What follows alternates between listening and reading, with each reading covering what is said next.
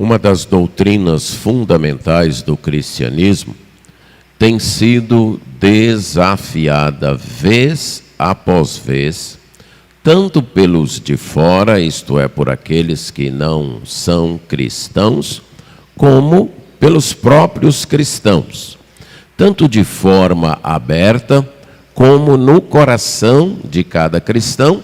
Eu creio que esta luta se trava. É uma doutrina relativamente simples, mas um dos sustentáculos do cristianismo. Sem manter essa doutrina, não é possível mais ser chamado de cristão. É a doutrina da salvação totalmente pela graça.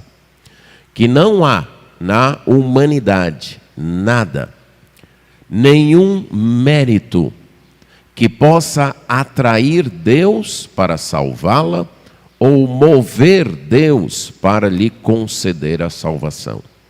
A salvação depende única e exclusivamente da vontade de Deus, da graça de Deus.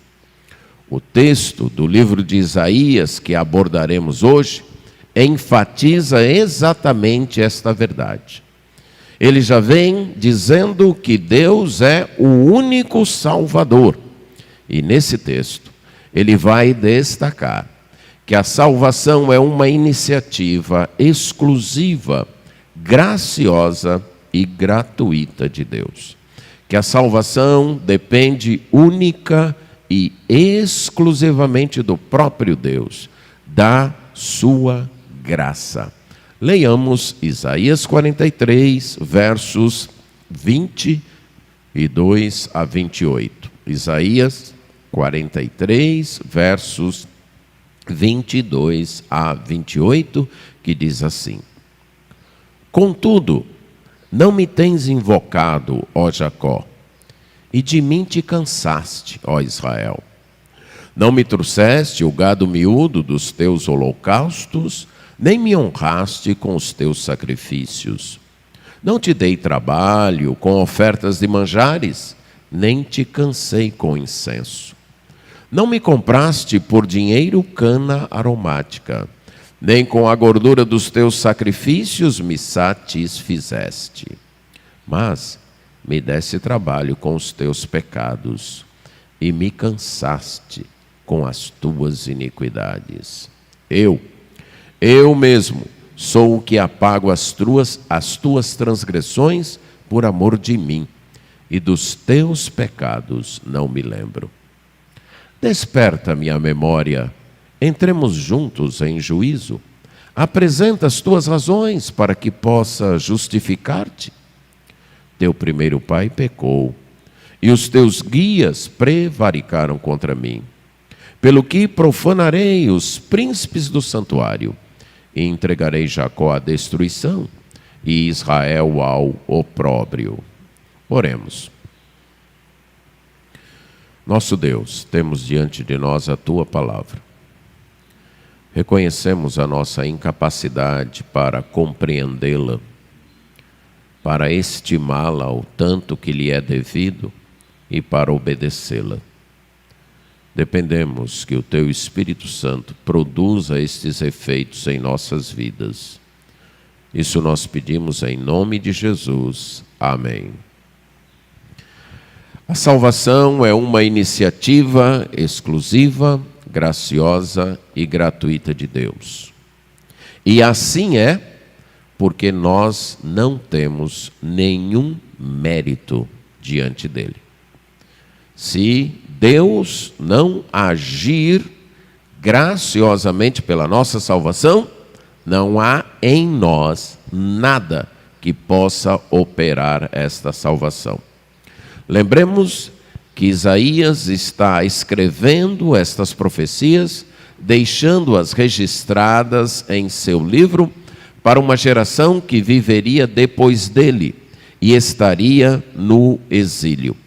Nesta segunda parte do livro, este é seu propósito: falar aos judeus, aos israelitas que estariam no exílio por causa dos seus pecados, passando pela disciplina restauradora de Deus. A disciplina de Deus que estava atuando para restaurá-los à volta a Deus. E nesta segunda parte, há uma promessa de salvação, de que Deus iria libertá-los do exílio e também dos seus pecados. Este segmento no qual o nosso texto se inclui, começou após um cântico de Isaías, no capítulo 42, versos 10 a 12, que no livro se demonstra um recurso literário, algumas vezes usado pelo profeta, para marcar as divisões maiores do seu livro. Algumas vezes, quando ele está concluindo, no escrever o seu livro, uma divisão maior, ele então coloca um cântico que ele compôs, um louvor a Deus, marcando aquela divisão. E isso aconteceu, houve o início do capítulo 40, verso 1, e foi até então o capítulo 42, verso 9, o primeiro segmento desta segunda parte. Aí nós temos um cântico, e Isaías dá início a esse novo segmento nesta parte do seu livro. No capítulo 42, versos 13 a 17, ele mostra Deus anunciando sua ação salvadora em prol do seu povo, e aí fazendo um contraste entre esse Deus que age para salvar e a cegueira e surdez do seu povo em não entender os propósitos de Deus. Depois, no capítulo 42, 18 a 25, ele mostra que esse Deus está e vai salvar o seu povo. No 43, 1 a 7, como Deus vai salvar este povo, pagando o devido resgate, e a razão é que ele fez uma aliança com este povo. Aí de 43, 8 a 13, ele apresenta Deus como o único Salvador, o único Deus e o único Salvador. Embora o povo, aí ele repete, é cego e surdo para entender os propósitos de Deus, Deus é o único Salvador que nós temos. E porque Deus é o único Salvador, então no próximo parágrafo, 43, 14 a 21, ele mostra que Deus vai libertar o povo do exílio babilônico, agindo, produzindo um novo êxodo. E nessa parte aqui, ele vai dizer que Deus salva este povo, apesar do povo, apesar dos deméritos do povo. Já que ele é o único Salvador, e o povo é incapaz de salvar a si mesmo, então somente ele pode salvar, e faz isso de forma graciosa, de forma gratuita. Literariamente, parece como uma peça de acusação, como se Deus está novamente convocando não agora as nações, não agora os ídolos, mas agora o seu próprio povo, a ir com ele para um tribunal, e ali então Deus vai mostrar os erros desse povo e convocar este povo a uma defesa. O parágrafo é marcado pelos nomes Jacó e Israel logo no início e no final. Então, aquela forma que Isaías e outros autores da Bíblia usam de marcar, então, um determinado parágrafo, repetindo nomes ou conceitos no início e no final. E outra coisa que marca esse parágrafo, se você ouviu, leu com atenção, é uma repetição das palavras cansar e trabalhar, ou cansar e servir. Elas são repetidas e são invertidas, têm os seus sujeitos e objetos invertidos num determinado ponto do parágrafo, da fala aí do Senhor. Mas o Senhor começa dizendo que o povo falhou em seu propósito. Contudo, não me tens invocado, ó Jacó, e de mim te cansaste, ó Israel. O povo não invocou o Senhor. A palavra aqui traduzida como invocar, basicamente significa chamar. A ideia é de você atrair a atenção de alguém com o som da voz, tentando estabelecer um contato. Então é enunciar algum som para atrair a atenção de alguém.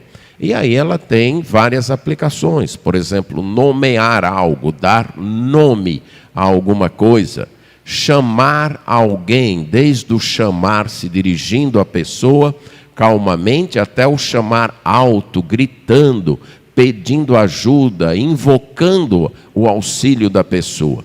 Foi utilizada também para qualquer leitura ou proclamação pública. Então, se nós estivéssemos naquela época, o que eu estou fazendo aqui poderia também ser denominado com este verbo, né? Eu estou proclamando, e este verbo poderia ser utilizado. E também o louvor. Quando as pessoas louvavam a Deus, também a mesma palavra é utilizada. E quando você lê o verso 21, e esta frase, você entende a razão da conjunção adversativa logo no início do verso 22. O verso 21, quando Deus está falando para aquele povo, diz que aquele foi o povo que ele formou para ele, para celebrar o louvor dele. Mas, contudo, esse povo não o invocou. Em outras palavras, esse povo não o louvou. Esse povo falhou em cultuar a Deus. Este povo foi criado para invocar a Deus, para estar num relacionamento com Deus, para louvar a Deus, mas ele não fez isso. Ele falhou em seu propósito. Foi formado para isso, foi criado para isso, mas não fez isso. Não invocou a Deus, falhou em buscar a Deus. E Deus então acrescenta: você se cansou de mim. Então aqui é uma palavra muito forte no relacionamento, né, de duas pessoas, em que uma pode dizer para a outra: você se cansou de mim, ou eu me cansei de você, me fatiguei com você. E aqui Deus está dizendo que o povo de Israel demonstrou cansaço. O povo de Israel se cansou de Deus. Cansou de cultuar, cansou de orar, cansou de louvar a Deus. E como esse cansaço foi demonstrado? Aí Deus passa a descrever como esse cansaço de Deus, essa atitude de estar cansada com Deus, fatigada com Deus, se demonstrou. Deixou de fazer os sacrifícios de modo correto. Não me trouxeste gado miúdo do teu holocausto. E aqui a gente precisa entender esta acusação dentro do contexto da vida do povo de Israel. O povo de Israel, desde o estabelecimento da lei lá no Sinai e a construção do tabernáculo lá no deserto, não passou sem oferecer os seus holocaustos. De fato, tanto no tabernáculo como posteriormente no templo, pelo menos 2 vezes por dia eram oferecidos sacrifícios e holocaustos. Às 9 horas da manhã e às 3 horas da tarde seria o que se chamaria culto público, culto aberto para todos. Então qualquer pessoa poderia chegar ali no pátio do templo, né, a parte externa maior, onde ficava inclusive o altar para os sacrifícios e holocaustos, e aquela pessoa poderia acompanhar o oferecimento do animal que estava sendo ofertado a Deus em holocausto. A palavra holocausto quer dizer totalmente queimado. Aquele animal era totalmente queimado, era o tipo de sacrifício que o ofertante não desfrutava nada. Se ele trazia um cabrito, uma ovelha, um novilho, esse era totalmente queimado, ele não ficava com parte nenhuma. A ideia é de uma total devoção a Deus. Eu estou dedicando isso totalmente a Deus, exclusivamente a Deus. Então tinha isso, pela manhã, à tarde, todos os dias. No sábado era dobrado, 2 pela manhã e 2 pela tarde. E nesse momento, como eu disse, qualquer pessoa poderia chegar e fazer a sua oferta a partir do rei Salomão, seguindo as instruções de Davi, foram estabelecidos os cantores, os músicos. Então, durante aquele momento, muitas vezes o coral do templo, o coral dos levitas e os músicos cantavam, entoavam. Após a oferta, o sacerdote encarregado entrava no santo lugar, não no Santo dos Santos, lembra, no Santo dos Santos apenas uma vez por ano, mas no santo lugar para ofertar o incenso, o altar de incenso. E vocês lembram a parábola que Jesus contou do fariseu e do publicano? Que era exatamente naquele momento que o publicano clamou: Senhor, faz uma propiciação por mim, pecador. Em outras palavras, que este sacrifício aí sirva para propiciar os meus pecados, sirva para perdoar os meus pecados. Além desses dois cultos, tinham os individuais. Qualquer pessoa do povo de Israel, ou mesmo de alguns estrangeiros, poderiam chegar ali com seus animais, com suas ofertas, para ofertar a Deus. Então, como é que Deus está dizendo que o povo não lhe ofertou? Que o povo não trouxe o gado miúdo para os holocaustos? Eu creio que a segunda frase ajuda a entender. Nem me honraste com os teus sacrifícios. Eles faziam, mas não faziam do jeito que era para fazer, nem com a intenção que era para fazer. Veja, Isaías vai tratar disso 2 outras vezes. Logo no início, no capítulo 1, um texto que nós já tratamos, mas só para trazer à memória, os versos 10 a 14. Quando Deus dirige, através de Isaías, uma acusação contra aquele povo, Deus diz assim, Isaías 1, 10 a 14. Ouvi a palavra do Senhor, vós príncipes de Sodoma. Prestai ouvidos à lei do nosso Deus, vós povo de Gomorra. Aqui a acusação é forte. Deus se dirige ao seu próprio povo, chamando-os de Sodoma e Gomorra. Lembremos que a essas alturas que Isaías está falando, Sodoma e Gomorra já tinham sido destruídas aí há perto de 1.300 anos. Mas a fama ficou, inclusive ficou registrada nas Escrituras, que aquele povo foi destruído por causa dos seus pecados. E agora Deus usa os nomes daquelas cidades para acusar o seu povo, dizendo: vocês são como Sodoma e Gomorra. Aí Deus diz: de que me serve a multidão de vossos sacrifícios? Diz o Senhor. Estou farto dos holocaustos de carneiro e da gordura de animais selvados, e não me agrado do sangue de novilhos, nem de cordeiros, nem de bodes. Quando vindes para comparecer perante mim, quem vos requereu o só pisardes nos os meus átrios? Não continueis a trazer ofertas vãs. O incenso é para mim abominação. E também as festas da lua nova, os sábados e a convocação das congregações. Não posso suportar iniquidade associada ao ajuntamento solene. As vossas festas de lua nova e as vossas solenidades, a minha alma as aborrece. Já me são pesadas, estou cansado de as sofrer. O povo fazia culto, sim, e muitos cultos, mas não eram cultos que agradavam a Deus. Não eram cultos conforme a vontade de Deus. Por isso Deus os desconsiderava. Como vimos lá, ofertas vãs, ofertas vazias. Aquele tipo ali Deus nunca tinha exigido. Veja agora Isaías 63, verso 3.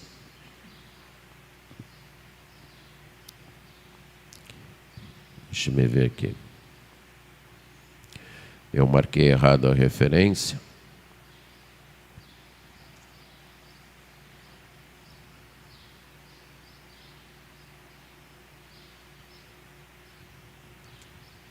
Não é 63, 3.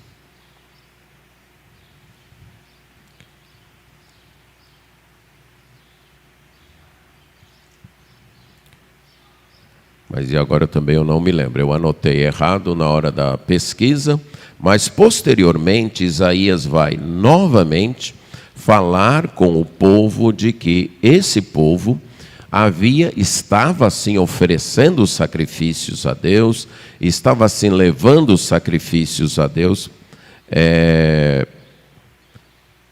Deixa eu ver aqui.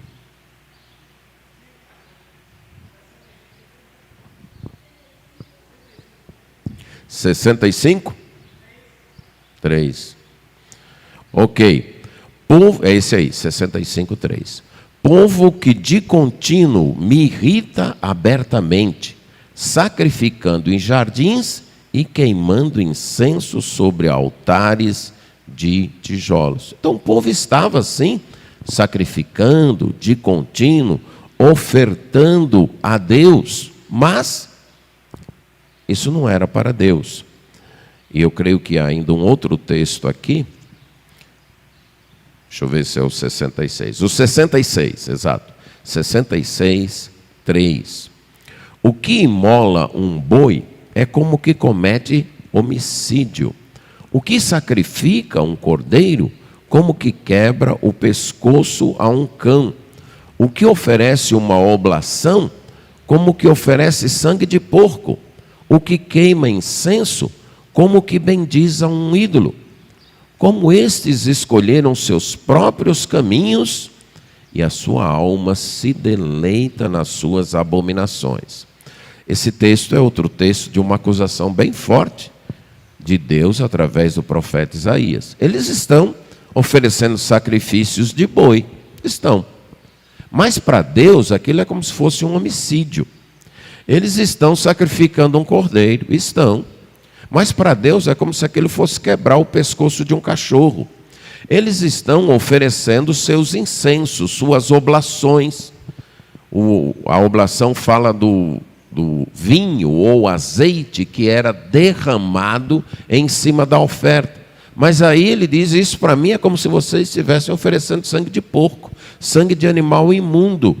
O que queima incenso, eles ofereciam seus incensos.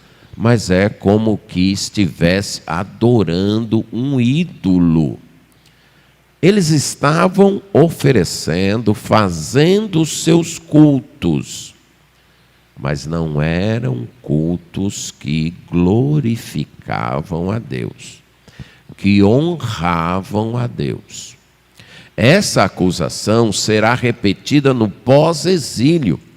No último profeta do Antigo Testamento, o profeta Malaquias, Deus ainda está mostrando para o seu povo este problema. Malaquias, capítulo 1, verso 13, é dito: e dizeis ainda, que canseira, e me desprezais, diz o Senhor dos Exércitos. Vós ofereceis o dilacerado e o coxo e o enfermo, assim fazeis a oferta. Aceitaria eu isso da vossa mão, diz o Senhor? Eles estavam trazendo o pior para Deus e ainda diziam, que canseira a gente tem que fazer este culto para Deus. E também no capítulo 2, verso 17. Enfadais o Senhor com vossas palavras e ainda dizeis, em que o enfadamos? Nisto que pensais, qualquer que faz o mal passa por bom aos olhos do Senhor, e desses é que ele se agrada. Ou, onde está o Deus do juízo? O povo continuava se enfadando de Deus e enfadando a Deus. Quando a motivação e a forma não são corretas, o culto não vai agradar a Deus e vai produzir cansaço na gente, certo?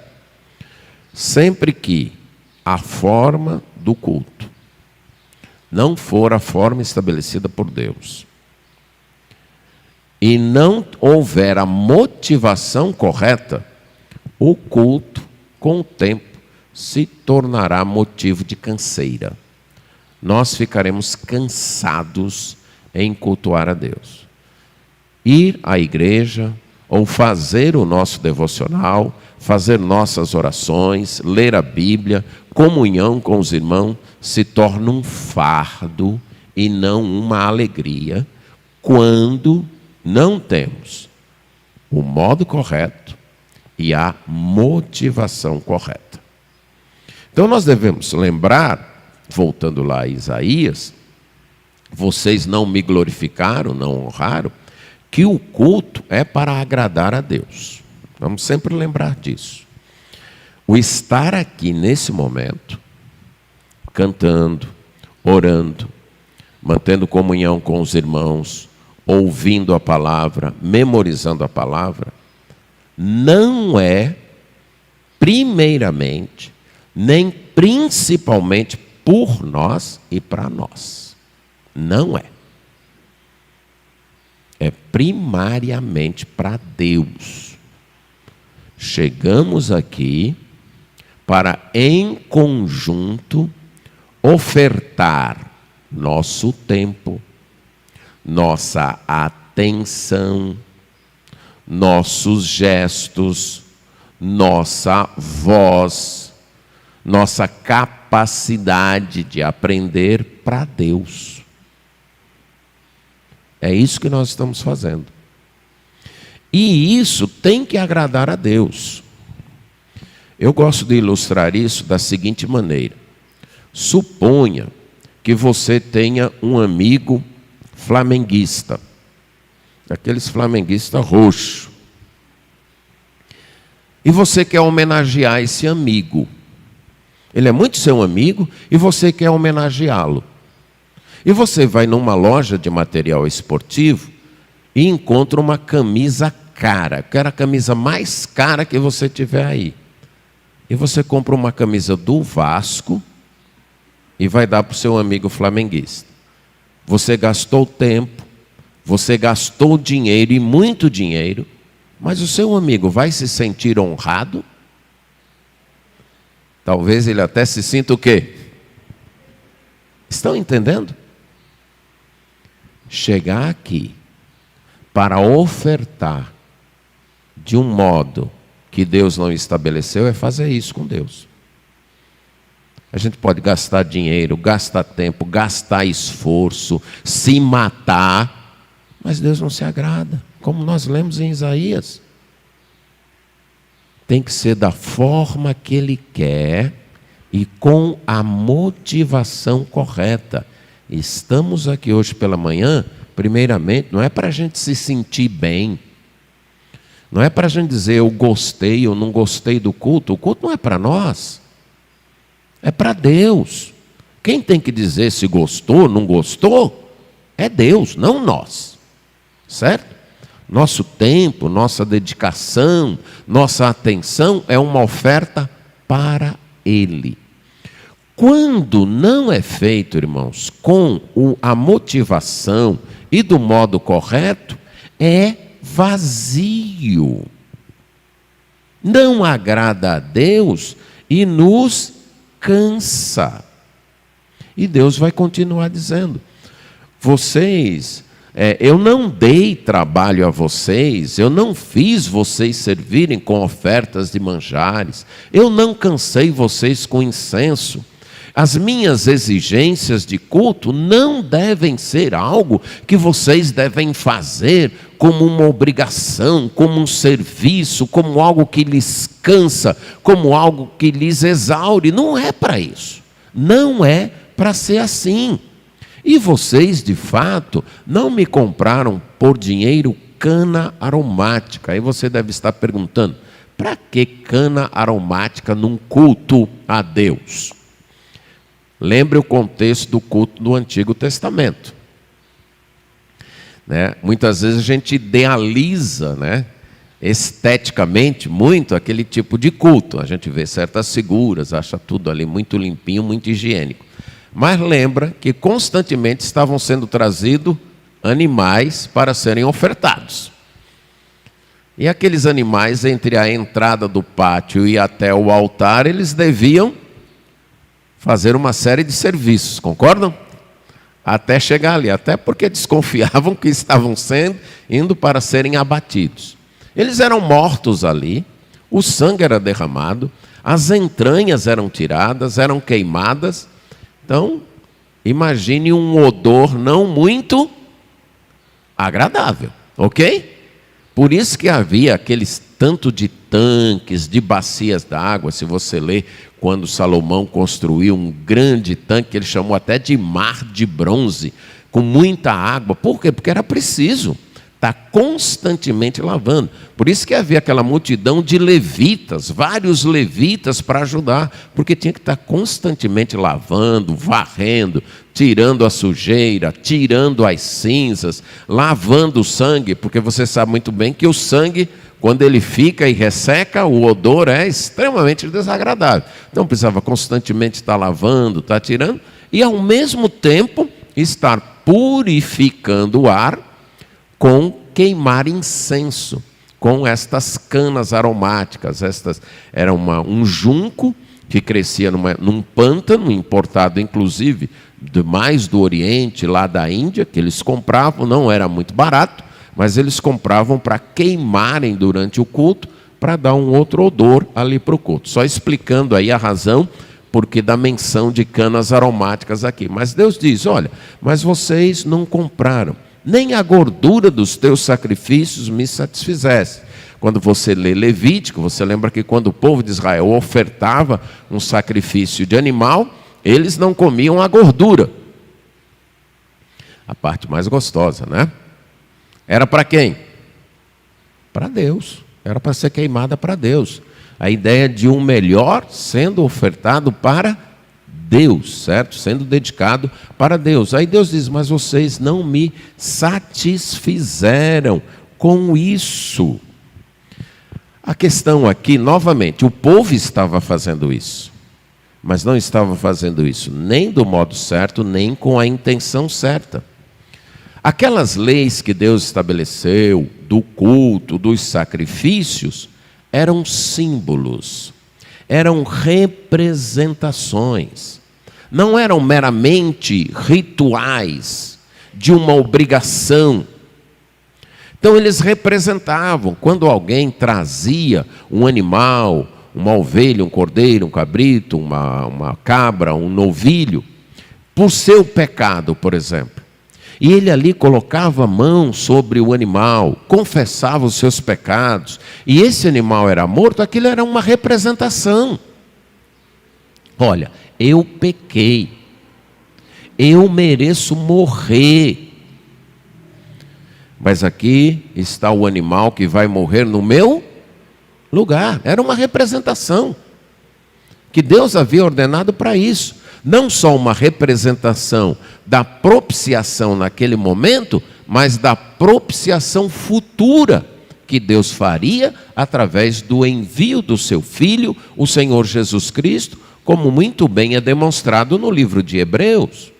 Quando alguém trazia um animal para ser ofertado em holocausto, totalmente queimado, era como se ele dissesse, olha, é a minha vida que deve ser totalmente queimada, totalmente desgastada para Deus, totalmente oferecida para Deus. Eu devo toda a minha vida a Ele. Mas no lugar da minha vida eu estou trazendo esse animal, que vai ser totalmente queimado, totalmente destruído, como uma oferta para Deus, como se eu estivesse oferecendo a minha vida para Deus.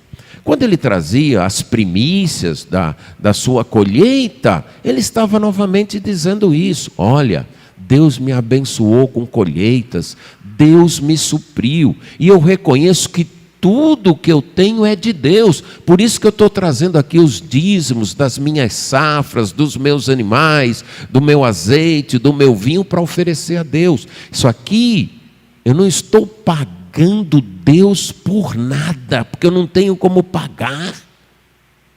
Eu estou dizendo, muito obrigado. Eu estou dizendo que tudo que eu tenho, eu devo a Ti. É isso que eu estou dizendo. Sem essa atitude, caía no vazio. Agora, o que normalmente acontece? Deus mandou eu oferecer as primícias dos meus rebanhos e das minhas colheitas. Pois eu vou oferecer, aí o povo de Israel oferecia. Mas a atitude era: pronto, Deus, eu já ofereci, agora o Senhor tem que me abençoar, porque eu já fiz a minha parte. Agora o Senhor tem que me abençoar. Aí trazia a oferta para o sacrifício de pecado. Pronto, Deus, já confessei, agora o Senhor tem que me perdoar. Se eu pecar de novo, eu trago outro. Isso mata o culto. Isso mata a representação. É isso que Deus está dizendo. Vocês estão fazendo, mas eu estou ficando satisfeito? Não.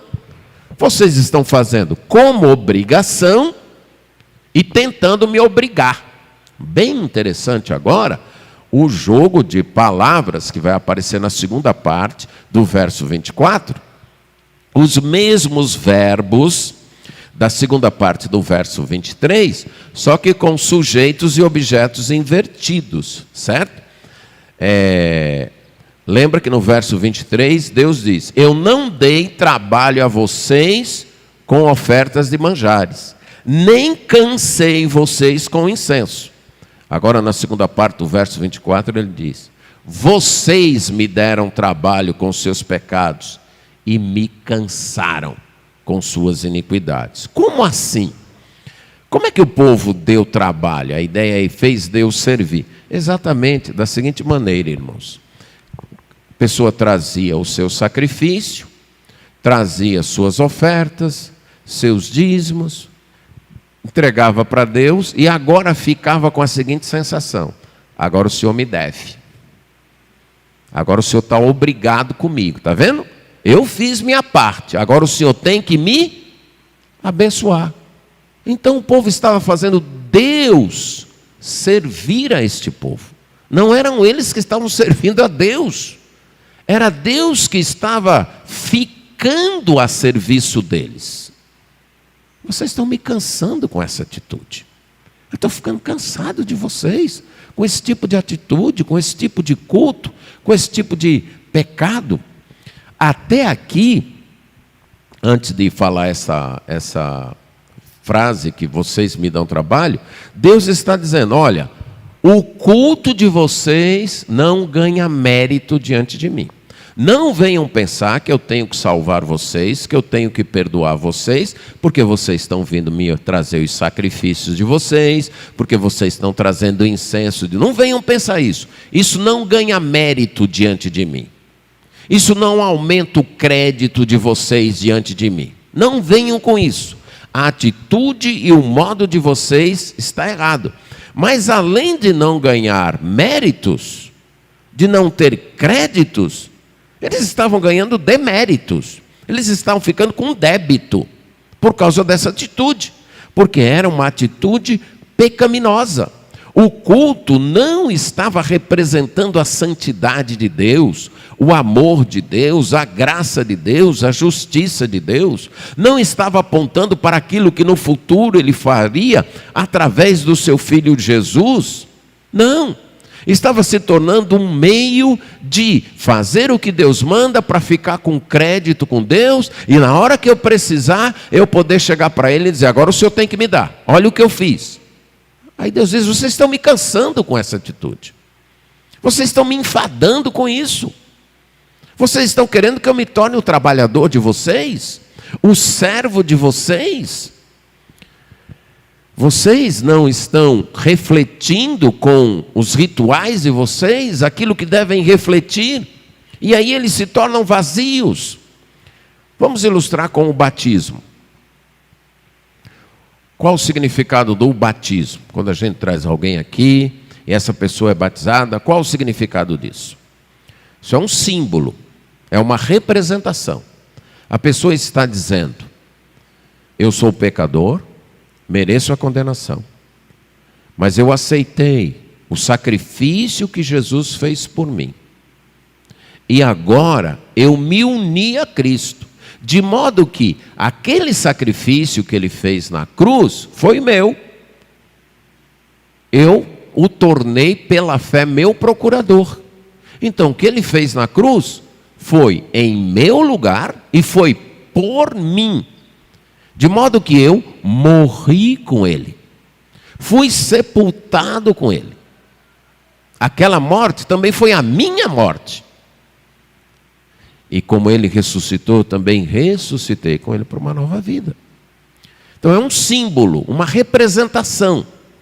Agora, se isso não aconteceu de fato no coração da pessoa, se não aconteceu isso na vida dela mesma, o que foi aquilo? Um banho muito mal dado, por sinal, concorda? Todo de roupa, estou lá, um banho, só isso. Não valeu, foi vazio.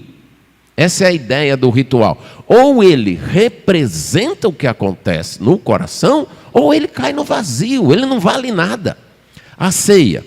O que nós fazemos quando nós pegamos o pão, o cálice e tomamos? Eu estou dizendo o seguinte: eu acredito que a morte de Jesus na cruz foi pelos meus pecados. E por confiar, eu participo desta morte, e eu simbolizo isso pegando esse pão e bebendo esse cálice. Eu estou participando dela pela fé. Aquela morte era para ser a minha morte, foi em meu lugar, e eu participo dela. Mas quando a pessoa pega o pão, pega o cálice, e isso não é verdade no seu coração, ela nunca se tornou uma seguidora de Cristo, ela nunca confiou no sacrifício de Cristo para a sua salvação, aquilo é o quê? É uma mentira, é vazio, não significa nada. É o que Deus está dizendo do sacrifício daquele povo. Eles ofertam sim, eles trazem multidões de animais, eles ofertam seus dízimos, aos dízimos das suas colheitas, mas eles não estão fazendo do jeito certo e do modo certo. Eles não estão consagrando a mim, eles estão fazendo por causa deles mesmos, para ganhar crédito comigo, para ganhar mérito comigo. Isso não é confiar, isso não é crer, ou melhor, isso é confiar em si mesmo. Isso é confiar no ritual em si. E aqui é outro grande perigo, que várias vezes a gente luta, e por mais que a gente lute, a gente descobre que várias pessoas entram a confiar no batismo pelo batismo. Ah, eu fui batizado, agora eu estou salvo. Você confiar no batismo pelo batismo. Batismo é um símbolo. Você não confia em símbolos. Você confia naquilo que o símbolo representa. Senão, acabou. Símbolo em si não é nada. Confiar no batismo, pelo batismo, na ceia, pela ceia, né? Nesse período de lockdown aí, uma das grandes, e a ceia, como é que fica? E a ceia? Como se houvesse algo mágico na ceia, e se eu não tomasse a ceia, sabe? É um símbolo, é importante porque Jesus ordenou, e é importante como símbolo, como representação. Mas aquilo, se não houver no coração a realidade daquilo, aquilo, sabe o que vai acrescentar na minha vida? Sabe o que acrescenta na minha vida quando eu participo da ceia, sem entender o que está acontecendo e sem ter mente no que está acontecendo? O que acrescenta na minha vida, conforme Paulo diz em 1 Coríntios 11?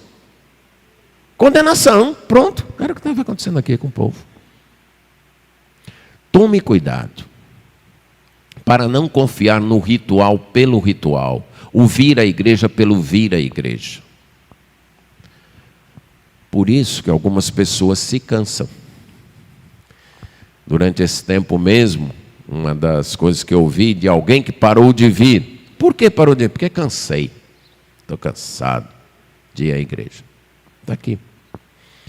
Quando isso acontece, não estava sendo feito do modo correto, com a motivação correta. Os rituais não nos dão direito ao perdão e à salvação. O povo de Israel estava fazendo tudo isso, mas para Deus era como se não estivesse fazendo. Vamos tomar cuidado.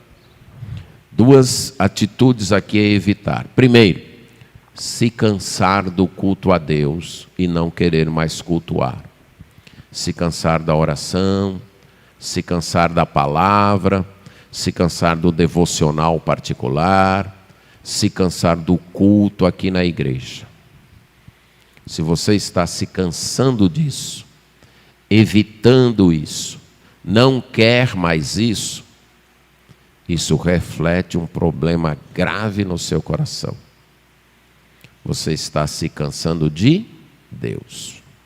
Ah, mas Deus eu não encontro nessas situações. E se encontra como? Me diga aí como? Sem orar, sem ler a Bíblia, sem ir à igreja? Me diga aí, como é que se serve a Deus? É mais ou menos como o homem que diz para a mulher: eu amo você, mas eu não quero morar com você, eu não quero me encontrar com você, eu não quero conversar com você, eu não quero comprar nada para você, eu não quero nada com você, mas fique certo, eu amo você. O meu amor não aparece através dessas coisas. Essa mulher pode perguntar o quê? E vai aparecer como?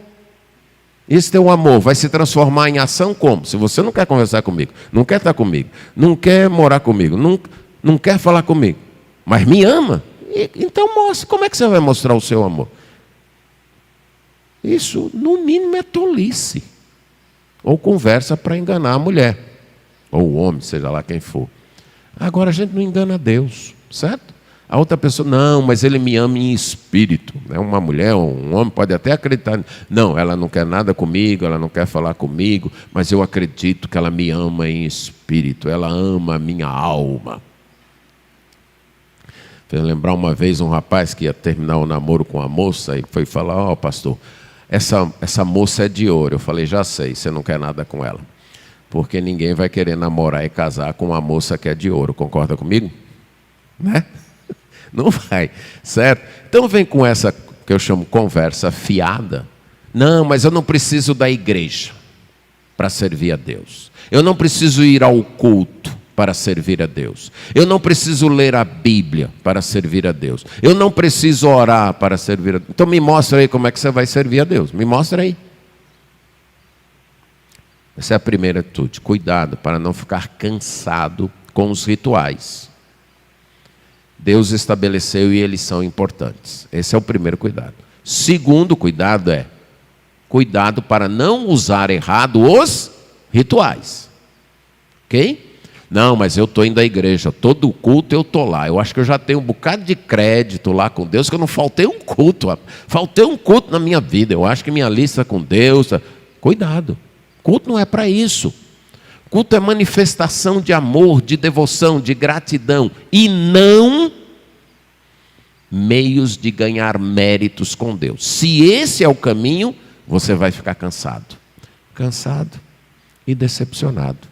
Porque Deus não se agrada do seu culto. Continuando então, a gente poderia perguntar: e se não é assim? Se não é através do culto, se não é através dos rituais, se não é através do meu serviço que Deus me perdoa, como é que Ele me perdoa? E aí nós temos uma das mais belas declarações de todas as Escrituras. Eu mesmo, sou o que apago as vossas transgressões por amor de mim. E dos teus pecados não me lembro. Duas manifestações ou duas ilustrações do perdão e no meio a motivação de Deus. Primeiro, Deus apaga os pecados. A palavra apagar é usada para limpar, para remover e para apagar mesmo, e faz todo sentido. Se eu tivesse uma sujeira, uma mancha aqui na manga da minha camisa, e aí eu pegasse água e lavasse, e a mancha desaparecesse, eu poderia dizer que eu apaguei a mancha. Eu limpei e eu apaguei a mancha. Então a palavra é usada nesses dois sentidos por Deus para pecado. Ele apaga os pecados. Ele limpa os nossos pecados. Ele faz a impureza, a sujeira desaparecer. Como num caderno que está escrito alguma coisa, inclusive a palavra é usada nesse sentido lá em Números, e Deus vai lá e apaga aquilo que está escrito no caderno. Deixa a folha limpa de novo. Foi o que Davi pediu no Salmo 51, versos 1 e 3. Pequei contra ti, apaga as minhas transgressões. Apaga, me limpa disso. Agora aqui, irmãos, Deus vai apagar uma de duas coisas. Ou Ele apaga o nosso pecado, ou Ele nos apaga do livro dele. Veja Êxodo 32 e 33. Êxodo 32 e 33. Numa conversa de Deus com Moisés. Moisés intercede pelo povo. Moisés está pedindo: ó Deus, perdoa o pecado desse povo, senão risca-me. A palavra aí, risca, é a mesma palavra apagar, lá de Isaías 43, 25. É a mesma palavra. Se não apaga, peço-te do livro que escreveste. Aí Deus responde: eu vou apagar do meu livro todo aquele que pecar contra mim. O pecado só dá duas opções diante de Deus. Ou Deus nos apaga do livro dele, ou Deus apaga o nosso pecado. E Isaías está dizendo que com o povo dele Deus faz o quê? Deus apaga o pecado. Deus apaga o pecado do seu povo, Ele limpa. Uma linguagem muito bonita no Novo Testamento para isso é Colossenses, aparece em Colossenses 2,14. O apóstolo Paulo falando da eficácia da obra do Senhor Jesus Cristo, da suficiência da obra do Senhor Jesus Cristo. Vamos ler o 13 e 14 do capítulo 2 de Colossenses. E a vós outros, que estáveis mortos pelas vossas transgressões e pela incircuncisão da vossa carne, vos deu vida juntamente com ele, isso é, com Cristo, perdoando, quantos? Todos os vossos pecados. E agora veja, tendo cancelado o escrito de dívida que era contra nós, e que constava de ordenanças, o qual nos era prejudicial, removeu inteiramente, encravando na cruz. Jesus pegou as nossas dívidas e quitou-as totalmente. Onde? Na cruz de Cristo. Pago, quitado, resolvido. É Ele quem apaga as nossas transgressões. E a última frase vai dizer, voltando lá para Isaías 43, verso 25, e dos teus pecados não me lembra, que é outra ilustração. Deus apaga de maneira que Ele não se lembra, Ele não volta mais a considerar. Não é que Deus fica desmemoriado, não é isso. É que Ele não volta mais a levar em consideração, certo? Muitas vezes nos nossos relacionamentos nós perdoamos alguém, mas a gente sempre fica, quando olha para a pessoa vem falar: mas será que ele não vai fazer de novo? Mas fez daquela vez, será? Então, isso não acontece com Deus, ok? Ele perdoa e não leva mais em consideração, Ele não leva mais em conta. Perdoou, está perdoado. Ele diz: eu não vou lembrar mais disso. Esqueceu. É interessante que dos nossos pecados passados e perdoados por Deus, mais a gente lembra do que Deus.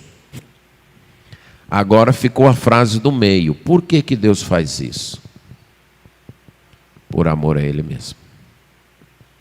Não é por causa dos nossos méritos. Não é porque a gente tenha crédito com Ele. Não é por nada disso.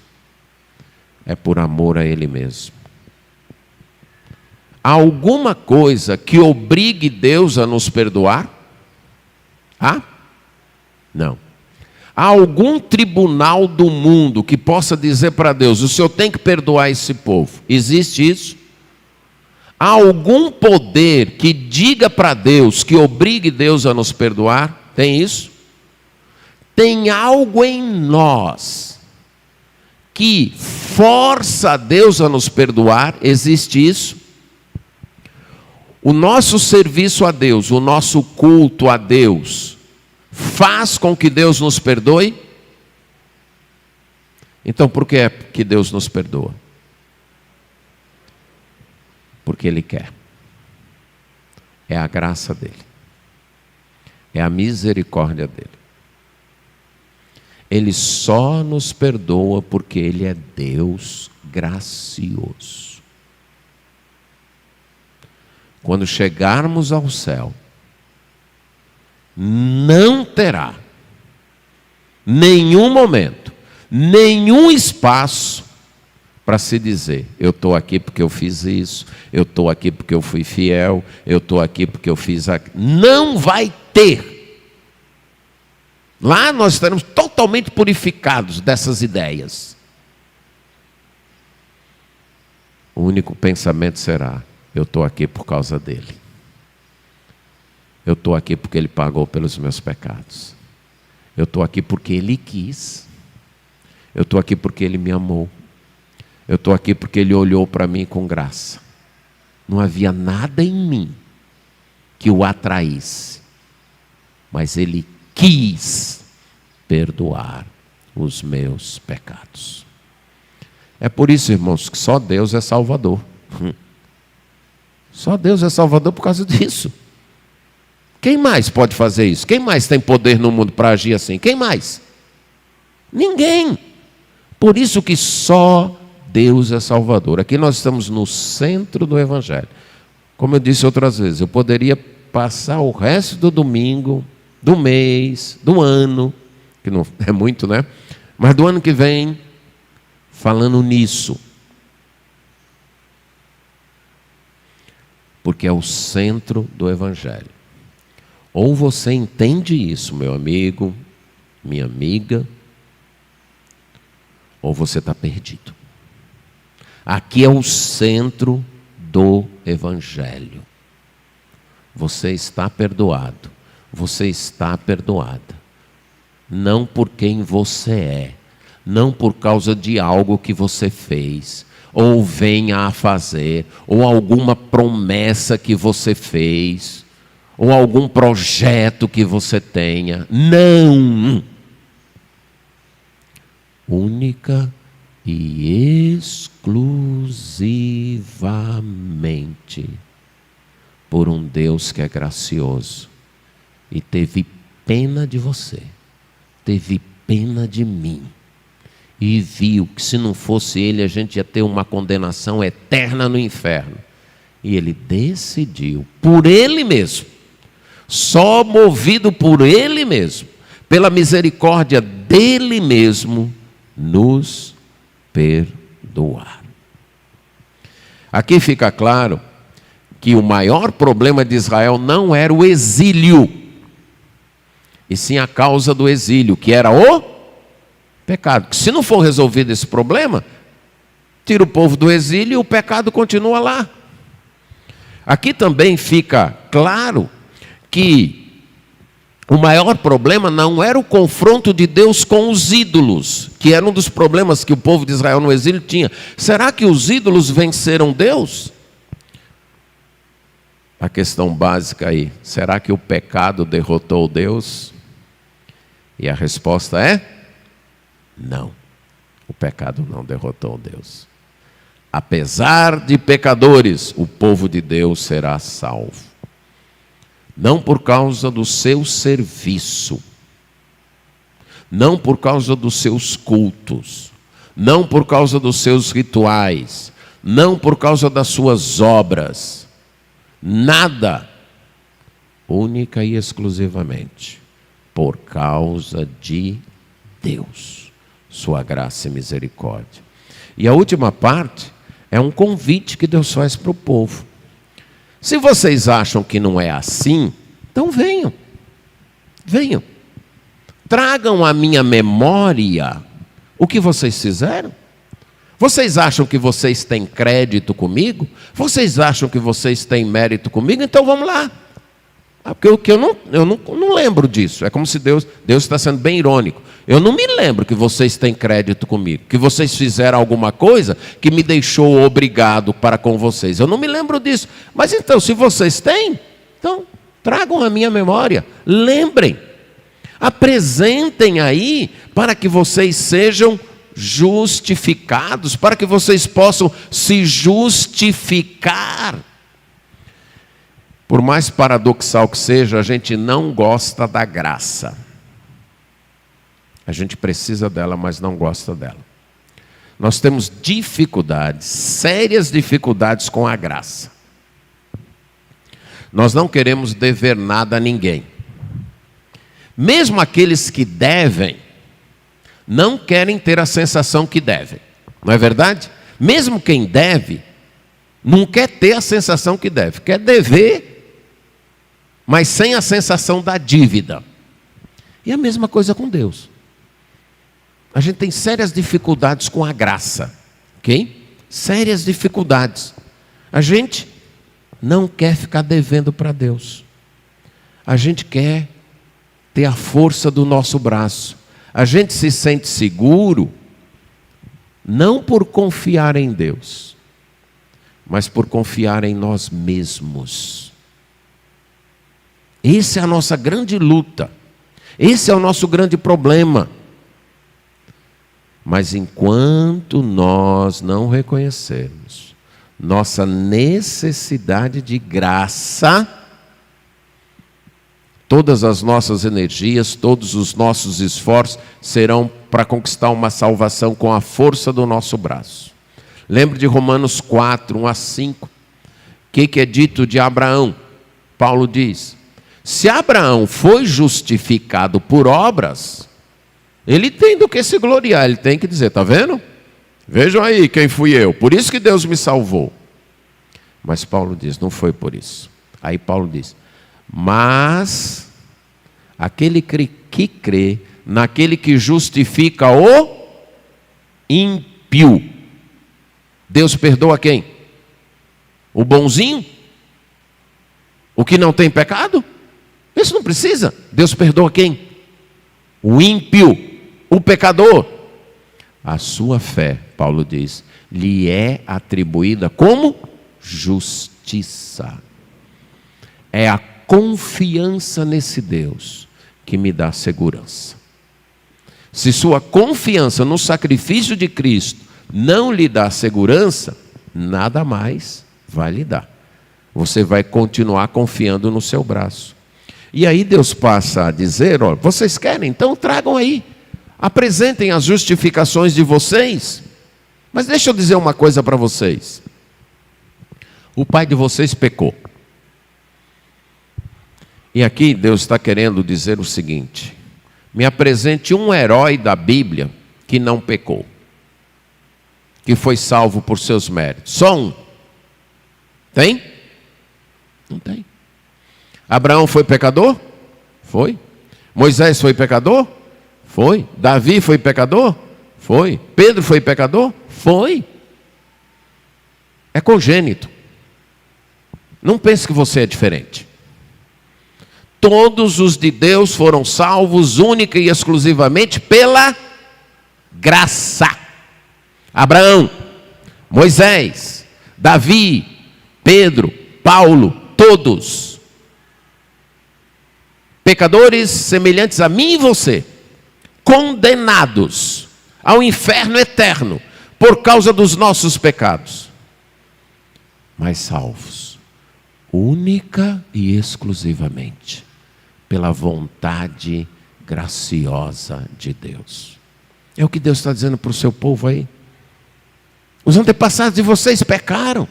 Os líderes de vocês, os mediadores, ele está se referindo aqui aos sacerdotes, aqueles que deviam oficiar o culto. Se fosse hoje, os pastores pecaram também. Não confiem neles quanto à salvação de vocês.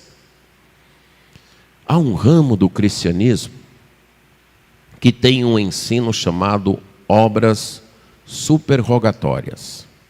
O que é isso? Eles dizem o seguinte, que há certas pessoas que serviram a Deus tão bem, mas tão bem, que ganharam mérito suficiente para se salvar e ainda sobrou. Um grande ramo do cristianismo crê nisso.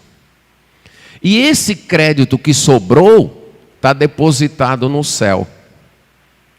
E quando você clama a São Fulano, a Santa Cicrana, a isso ou aquilo, é desse crédito das obras superrogatórias que Deus tira e dá para você. Inclusive, você pode até tirar almas que já morreram, mas não estão no inferno e também não foram para o céu, estão em certo lugar.